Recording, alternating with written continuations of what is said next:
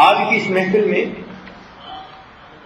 چند چھوٹے چھوٹے ایسے کلمات کہ جن کے پڑھنے سے انسان کے گناہ دھل جاتے ہیں اور اس کے نامے اعمال میں نیکیاں لکھی جاتی ہیں، اور اتنی نیکیاں ملتی ہیں کہ حدیث پاک کا مفہوم ہے کہ فرشتے اس کی نیکیاں لکھ لکھ کر تھک جاتے ہیں۔ تو ایسی چند باتیں میں آپ کو بتلاؤں گا تاکہ آپ اس کی پابندی کریں۔ پھر توجہ فرمائیں کہ یہ چھوٹی چھوٹی باتیں ہوں گی لیکن اتنی قیمتی، اللہ تعالیٰ کے ہاں اتنا ان کا مقام ہے کہ ان کلمات کو کہنے والا بندہ اپنے گناہوں کو دھلوا لیتا ہے اور اتنا اجر ملتا ہے کہ حدیث پاک میں فرمایا گیا کہ فرشتے اس بندے کی نیکیاں لکھ لکھ کر تھک جاتے ہیں۔ تو بچیوں کو چاہیے کہ وہ ایسے کلمات اپنی زبان سے بولتی رہا کریں کہ جن کی اتنی نیکیاں ہیں پہاڑوں برابر کہ ان کو لکھتے لکھتے بھی فرشتے تھک جاتے ہیں۔ اس کے دو فائدے ہوں گے۔ ایک تو قیامت کے دن آپ کے پاس نیکیوں کا ذخیرہ بہت ہوگا، اور دوسری بات یہ ہوگی کہ ان نیکیوں کے کرنے کی وجہ سے آپ کے جو پہلے گناہ ہو چکے ان کی ظلمت دھل جائے گی۔ تو دو فائدے ہو جائیں گے، پہلے گناہوں کی ظلمت ختم، اور دوسرا نام اعمال کے اندر نیکیوں کا ذخیرہ زیادہ۔ تو دیکھو یہ کتنی مزے کی بات ہے۔ تو اس کی ہوتی ہے عادت بنانے کی بات۔ اگر آپ ان کلمات کو پڑھنا عادت بنا لیں تو روز مرہ آپ کو نیکیاں ملتی جائیں گی، ہر دن آپ کے نام اعمال میں نیکیاں لکھی جائیں گی۔ ان میں سے ایک پہلا عمل ہے استغفر اللہ پڑھنا۔ جب ہم استغفر اللہ پڑھتے ہیں تو اس کا مطلب یہ ہوتا ہے کہ اے اللہ، میں اپنے گناہوں پہ نادم اور شرمندہ ہوں، آپ میرے ان گناہوں کو معاف فرما دیجیے۔ چنانچہ اس استغفار کی ایک بہت بڑی فضیلت یہ ہے کہ استغفار کرنے والے بندے پر اللہ کا عذاب نہیں آتا۔ توجہ فرمائیں کہ استغفار کثرت سے کرنے والے بندے پر اللہ تعالیٰ کا عذاب نہیں آتا۔ کیا مطلب؟ کہ دنیا میں گناہوں کی وجہ سے انسان ذلیل ہوتا ہے، رسوا ہوتا ہے، دشمن اس پر غالب آ جاتے ہیں، اس کے رزق میں کمی کر دی جاتی ہے۔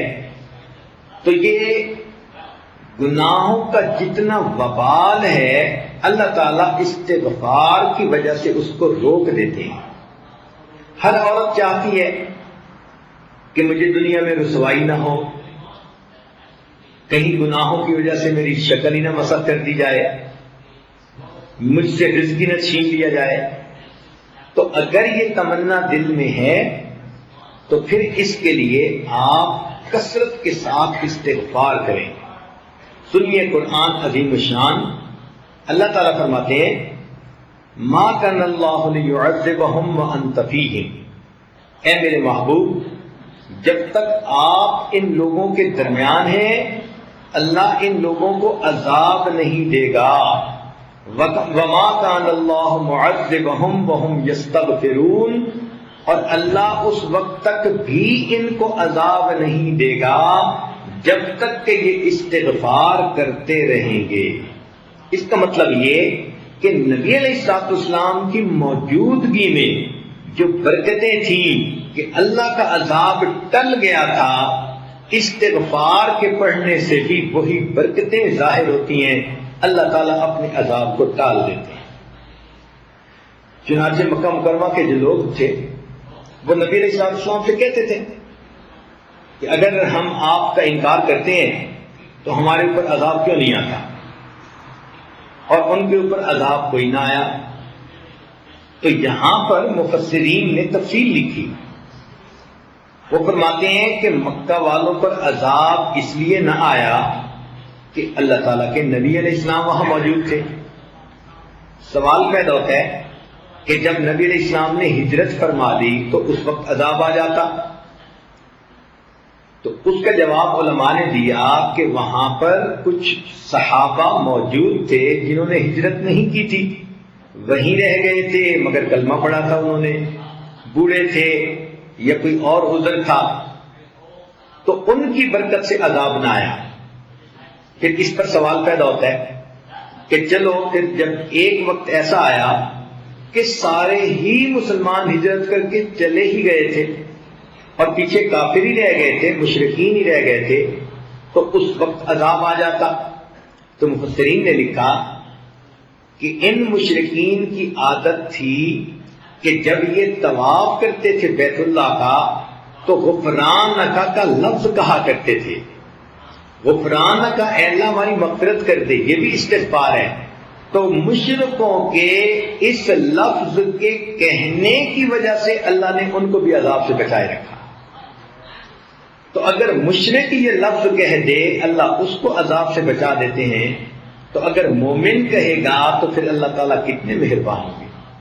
لہذا آپ استغفار کی کثرت کریں، دن میں 100 مرتبہ صبح اور شام تو کم سے کم درجہ ہے.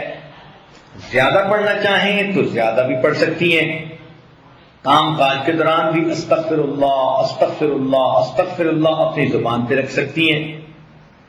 جتنا استغفار زیادہ کریں گی 2 فائدے ہوں گے، ایک تو گناہ دھل جائیں گے اور دوسرا اس کی وجہ سے اللہ تعالیٰ کا غضب ہٹ جائے گا، اللہ کا عذاب ٹل جائے گا. اب آپ تھوڑی دیر کے لیے بیٹھ کے سوچیں نا کہ اگر ہمارے اوپر اللہ تعالیٰ کا عذاب آ جائے تو ہم تو کسی کو شکل دکھانے کے قابل نہ رہیں. آج جو جی رہے ہیں تو یہ اللہ رب العزت کی صفت ستاری کے صدقے جی رہے ہیں، اس لیے ہمارے اوپر استغفار کرنا بڑا ضروری. ویسے قرآن مجید میں فرمایا گیا کہ جو لوگ کثرت سے استغفار کرتے ہیں تو ان کو 5 فائدے ملتے ہیں.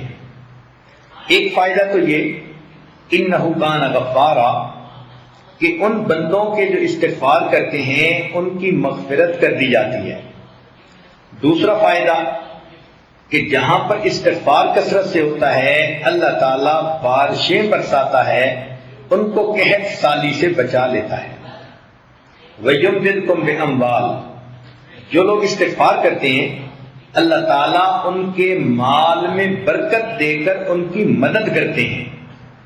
وَبَنِينَ، اور جو لوگ استغفار کثرت سے کرتے ہیں اللہ تعالیٰ ان کو بیٹے عطا کرتے ہیں.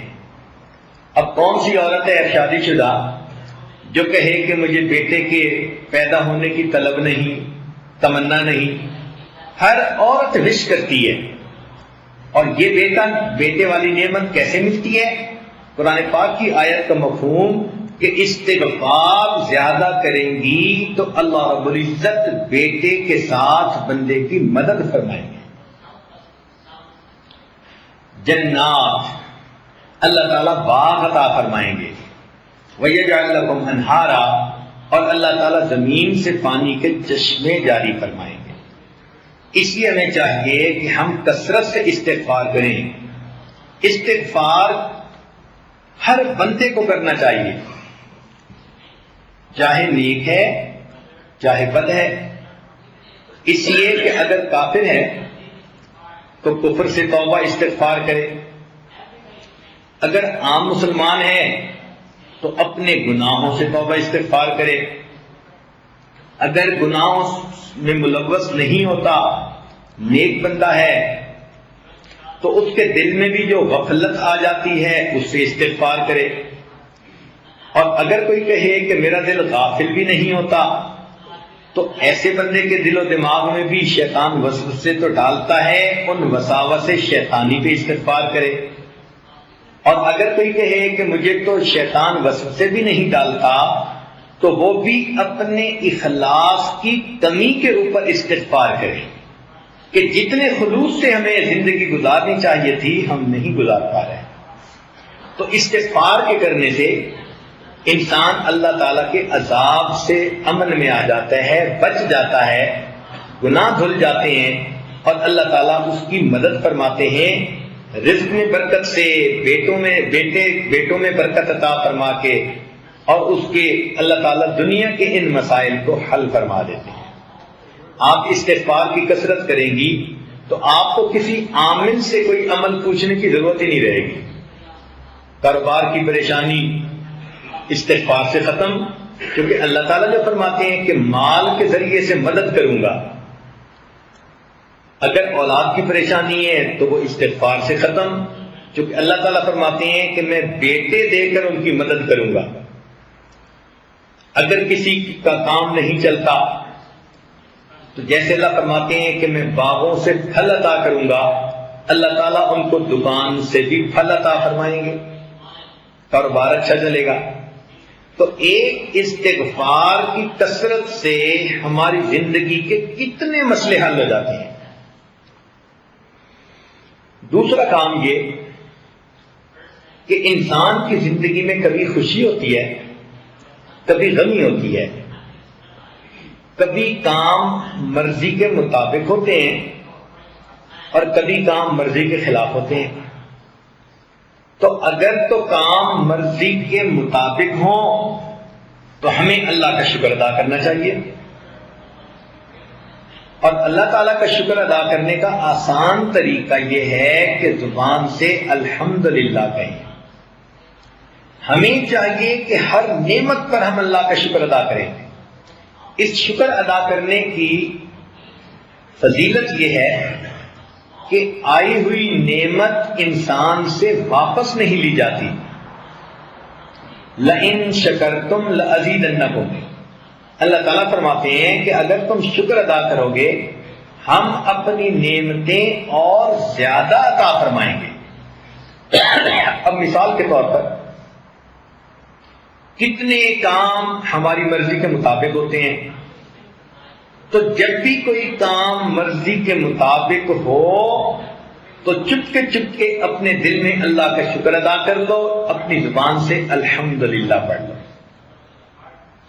جب آپ نے کسی کام پہ الحمدللہ پڑھ لیا تو گویا آپ نے اللہ تعالیٰ کا شکر ادا کر دیا۔ مثال کے طور پر اللہ تعالیٰ نے ہمیں ایمان عطا فرمایا، اس کا خیال آئے تو کہو الحمدللہ۔ اللہ تعالیٰ نے آپ کو صحت عطا فرمائی، بیماری کوئی نہیں، خیال سوچ میں آئے تو کہو الحمدللہ۔ اللہ تعالیٰ نے آپ کو عزت کی زندگی دی تو یہ خیال آئے تو کہو الحمدللہ۔ اللہ تعالیٰ نے آپ کو عزت کی روزی گھر بیٹھ کر عطا فرمائی، یہ خیال آئے تو کہو الحمدللہ۔ اللہ تعالیٰ نے آپ کو اولاد عطا فرمائی، بیٹے بھی دیے، بیٹیاں بھی دیں، جب ان پہ نظر پڑے تو کہو الحمدللہ۔ اللہ رب العزت نے آپ کو اپنا گھر دیا، سر چھپانے کا در دیا، جب اس کو دیکھیں تو کہو الحمدللہ۔ اگر کوئی آپ کی تعریف کرے، کوئی عورت آپ کو کہتی ہے آپ نے بڑا اچھا کیا، میں بہت خوش ہوں، تو اس تعریف پر کہو الحمدللہ۔ اگر آپ کے بچے بخیریت سکول سے واپس آ گئے، ان کو دیکھتے کہو الحمدللہ۔ اگر آپ کے بچے شوق ذوق کے ساتھ پڑھتے ہیں تو کہو الحمدللہ۔ اگر وقت پہ آپ نے کپڑے دھو لیے، تیار ہو گئے، کہو الحمدللہ۔ اگر آپ نے کھانا وقت پہ پکا لیا کہو الحمدللہ۔ اگر آپ کے گھر مہمان آئے اور وہ خوش واپس گئے کہو الحمدللہ۔ اگر آپ کو وقت پہ نماز پڑھنے کی توفیق مل گئی کہیں الحمدللہ۔ آپ نے وقت پہ تلاوت پابندی کے ساتھ کر لی، اذکار مراقبہ پابندی کے ساتھ کر لیا کہیں الحمدللہ۔ اگر آپ ایک دن بے پردگی سے بچ گئی، پردے کا آپ نے خیال لحاظ رکھا تو کہو الحمدللہ۔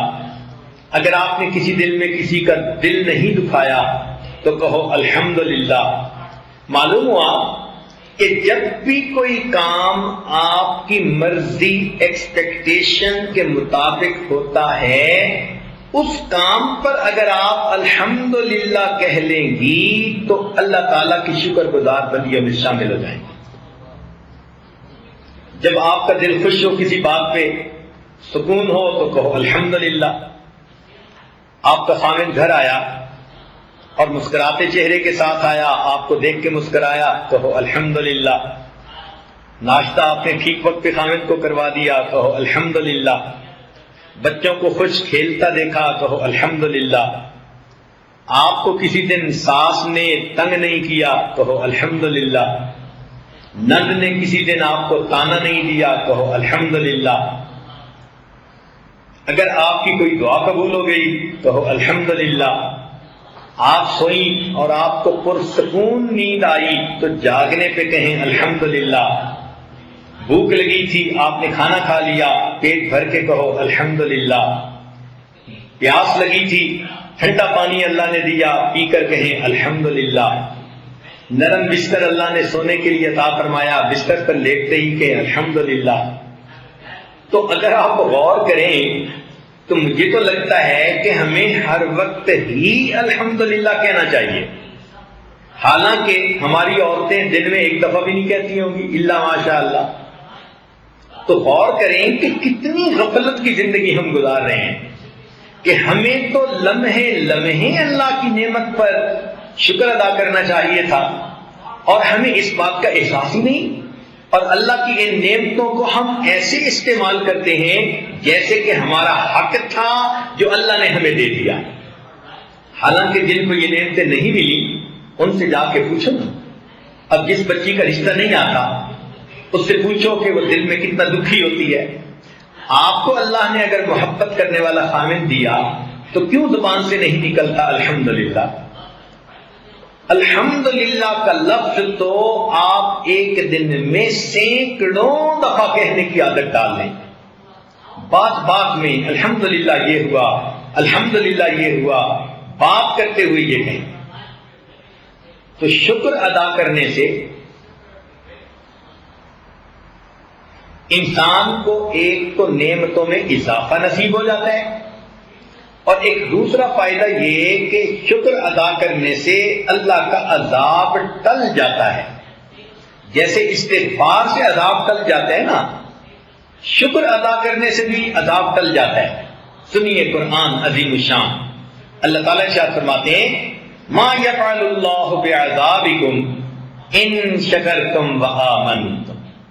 اے میرے ایمان والے بندو، اگر تم ایمان لاؤ اور میرا شکر ادا کرو تو تمہیں عذاب دے کر اللہ کے ہاتھ کیا آئے گا؟ اللہ تعالیٰ تمہیں کیوں عذاب دے گا اگر تم ایمان لا کر اس کا شکر ادا کرو؟ تو معلوم ہوا کہ استغفار سے بھی عذاب ٹل جاتا ہے اور شکر ادا کرنے سے بھی اللہ کا عذاب ٹل جاتا ہے۔ تو دیکھو یہ کتنے چھوٹی چھوٹی باتیں ہیں اور کتنا ان کا فائدہ ہے، اللہ اکبر کبیرہ۔ آپ یوں سمجھیے کہ میں آپ کو آج کچھ ہیرے اور موتی تحفے میں دے رہا ہوں۔ یہ الحمدللہ کا لفظ اتنا اچھا لفظ ہے کہ جنتی جنت میں صرف اتنا کہیں گے وقال الحمدللہ رب العالمین۔ جنتی بھی جنت میں ہر وقت اللہ کی جو ہے تعریف کریں گے، الحمد کہا کریں گے۔ آپ وہ جنتیوں والا کام دنیا میں کر لیں تو اللہ تعالیٰ کی نعمتوں کا شکر ادا کرنا اور الحمد کا لفظ کثرت سے استعمال کرنا اپنی گفتگو میں، اور ہر وقت جس نعمت کو بھی دیکھو، ہر وقت بس جو بھی چیز آپ کی مرضی کے مطابق ہو رہی ہے بس اس پر الحمدللہ کہہ دو۔ موٹا سا اصول یہ ہے۔